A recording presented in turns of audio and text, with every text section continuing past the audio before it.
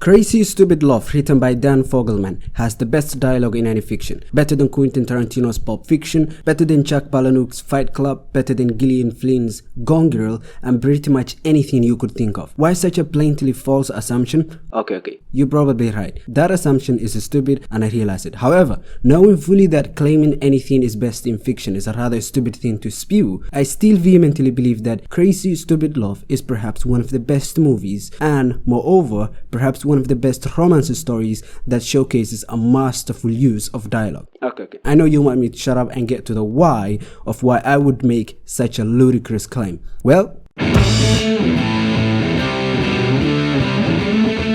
before we got into why Crazy Stupid Love has some of the best dialogue to have ever been scribbled on a page, we first must understand dialogue on a fundamental level. First fact, nobody likes terrible dialogue. Not the viewer, not the agent, not the critic, not the producers, and absolutely not the publishers. If a screenplay or a manuscript happens to have majority terrible dialogue, then it's safe to assume that work will probably not go further than the query letter. A terrible passage of prose, for instance, one or two minor plot holes, but absolutely not dialogue. Why, you ask? Well, dialogue, first and foremost, is supposed to represent how people talk. That means it doesn't take an expert to spot bad dialogue. If a 15-year-old who has never written a single letter, complete illiterate, hears someone reading bad dialogue out loud, then they're going to scoff and say, dude, that shit is hella weak. However, let's say a line of purple prose. If the same 15-year-old hears it being read out loud, they will be like, I don't know what that means, but it is deep.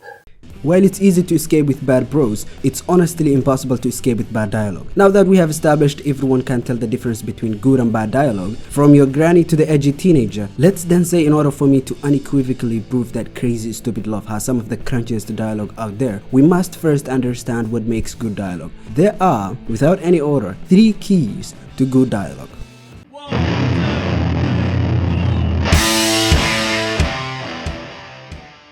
So you want to know how to write good dialogue? Fear not, Mr. Nobody. All you have to do is buy a VPN and give it to your characters. Okay. Seriously. Good dialogue needs to conceal the real intentions of the characters. What they truly want to say must be buried under a layer of subtext. Good dialogue winks at the audience, enticing the imagination and implying the conflict rather than bluntly vomiting it out. How is this done? Well, implication rather than stating. In other words, subtext. Blablator, aka David, said in an interview, quote, subtext is often connected to strong emotions like love, hatred, jealousy, desire, anger, frustration. In such cases, hiding one's true feelings and thoughts is more the rule than the exception. Things get implied rather than being said explicitly. Quote, I'm a strong believer in examples, so let's try an example. For the sake of clarity, we are going to have 2 dialogue instances for the same conversation, one with subtext and one without subtext. Let's first start without subtext and lay it all out. Let's say you have a roommate and he never cleans, leaving you to sweep the floor every weekend without any appreciation and with plenty of back pain. His name is Brad. Hi Brad. You have just about had it with Brad's complete lack of respect, so you approach him one weekend as he lounged on the sofa.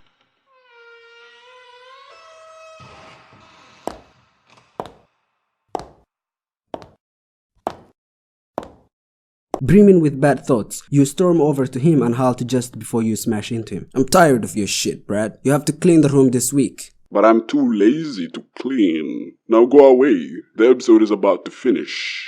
I'm not going to clean it this week. You have to. I've done it for so many weeks. No, I will not do it. I'm too lazy. Go elsewhere. I won't clean it either then. Okay then, don't. I'm not forcing you to clean it. I won't then. So what happened here? While this is a compelling conflict and the characters are both motivated, for some reason it's not engaging. Well, that's because it leaves nothing for the imagination. There is nothing more engaging than the reader's own imagination. Brad simply states his motivation. He says, I'm too lazy to clean it. Instead of anyone saying what they want and what they desire in the conflict, maybe none of them should have said anything and should have played around the bush. Think of monsters. In horror stories, you are constantly told to not show the monsters too much. Let them slide in from time to time, but never shown fully. Perhaps in the corner, but never in a bright light. Do the same for the conflict in the dialogue. So let's now rewrite that dialogue scene with subtext. Again, we will let the conflict, and as thus the character's motivation, wink in from time to time, never fully revealed like the previous example. Let's begin. Oh, look, it's your face again. What is it this time? What is it? You, that's what. I know. I've been grooming my hair as of late. Stop playing the fool, Brad. You know what I mean. I have a headache. Maybe come back tomorrow. I don't know. Go out with someone else. And do you think I enjoy this every weekend? I'm glad you don't, and I'm also glad we can relate. Okay, are you going to do it or not? Finish watching the episode? Heck yeah. You know what I mean, Brad. What? Why are you pointing to the floor? It's perfectly fine. I'm sure it can wait another week. I don't work for you. I will inform the landlord if you don't clean it this week. This version is much better because of two things. The first is the one we have discussed above, which is engagement. You entice the imagination of the reader and let him or her gossip like girls at a sleepover. The second is escalation. When you use subtext, you achieve good escalation because the conflict is slowly revealed. First, it's implied that the two characters have beef with each other. Then, after they keep beating around the bush, each one starts to formulate the opposition more and more clearly. Eventually, like what happened in this version, one of the characters breaks it to the other with easy word choice. So to conclude our first point, dialogue is subtext. When the dialogue doesn't have subtext, it loses two fundamental features. First is engagement. The reader is bored to the brim because there is no speculation or thinking required from the reader. The second feature you lose is good escalation. Because you don't use subtext, all the conflict is vomited out immediately and you lose good progression. As Clive Owen said, I think I'm more attracted to characters with subtext. Whatever that is, and they don't necessarily have to be virtuous, but they have to at least be human.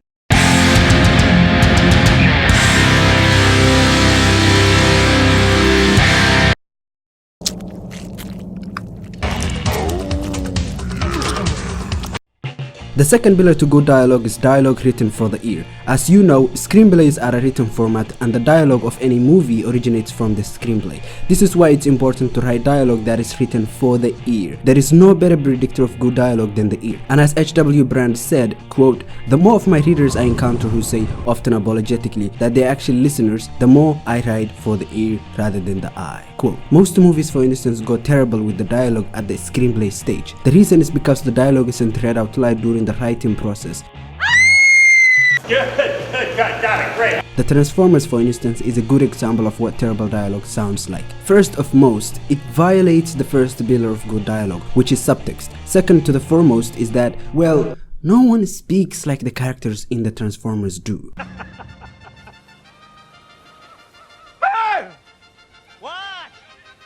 Your cousin got that damn clown suit. Having a heat stroke again. Again, white folk. I'm hot, makeup smelting, hurts my eyes. Especially not in front of my mammy.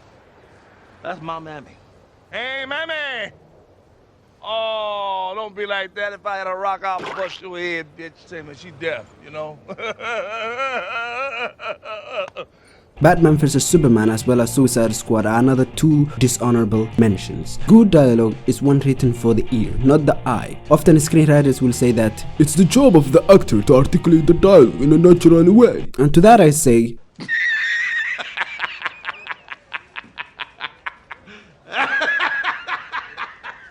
I don't disagree with the idea that the actor is supposed to articulate the dialogue in a natural way. That's definitely true. However, I think my stance can be best communicated when we think of the actor as makeup. As we all know, makeup can only hide so much. If your skin is burnt, then layers upon layers of makeup will not conceal the creases and the wrinkles. The actor is like makeup in the sense that he or she work with what they are given, what they are presented with, i.e. the screenplay. For example, take a great actor like Nicolas Cage. Face Off is probably one of the most hyped movies ever made, and it's, at least in my eyes, one of Nicolas Cage's finest movies where he displays his acting talent like a street girl.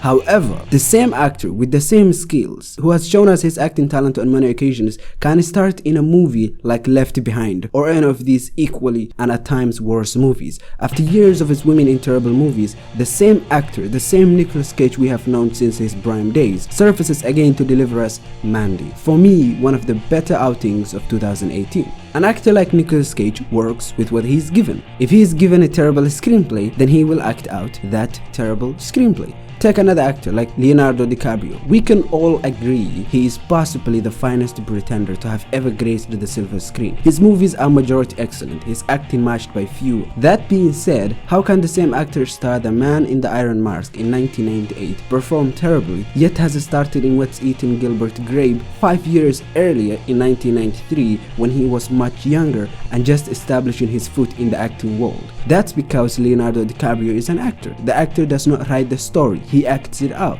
Good dialogue will be enhanced by a good actor and perhaps made great. However, bad dialogue will only bring a good actor down to the mud and, God forbid, maybe ruin his career. This is why dialogue doesn't start with the actor. It starts with the screenplay, the writer, the novelist, the playwright, the whoever is putting the words on a page for the first time. So, good dialogue has subtext, and then good dialogue is written for the ear. This brings us to our final key feature of good dialogue.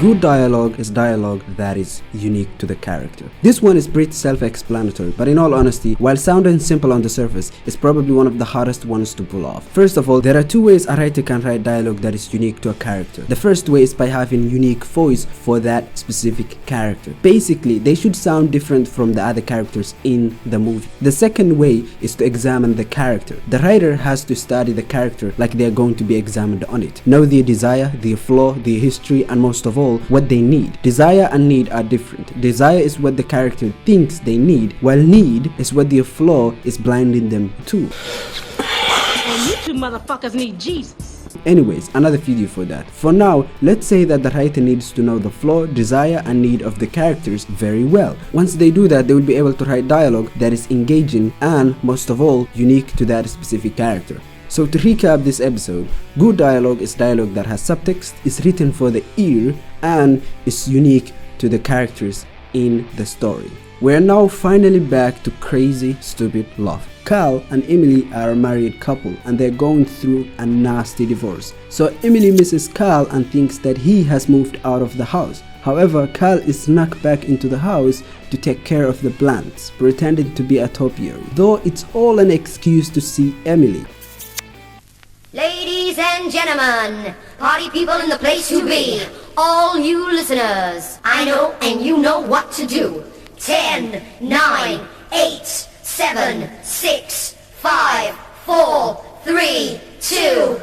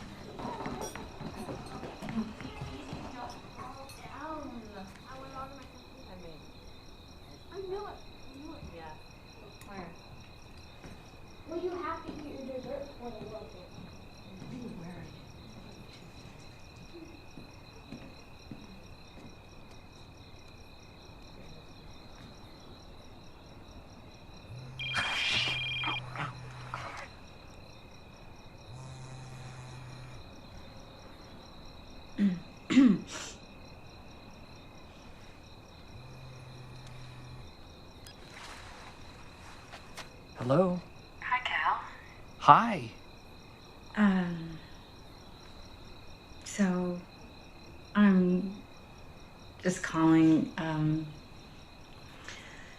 because I'm in the basement and, I'm trying to get the water heater working,